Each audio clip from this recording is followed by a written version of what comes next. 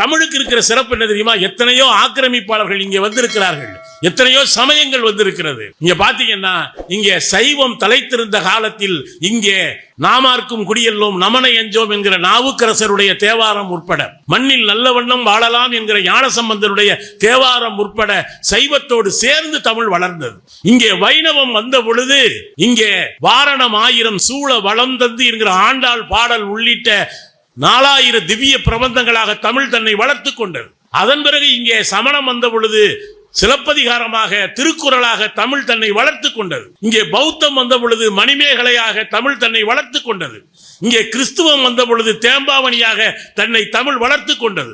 இங்கே இஸ்லாம் வந்த பொழுது சீரா புராணமாக குணங்குடி மஸ்தான் சாஹிபு பாடல்களாக தமிழ் தன்னை வளர்த்துக் கொண்டது. எந்த மதம் வந்தாலும் அதனோடு சேர்ந்து தன்னை வளர்த்துக் கொள்கிற பேராற்றல் தமிழுக்கு உண்டு.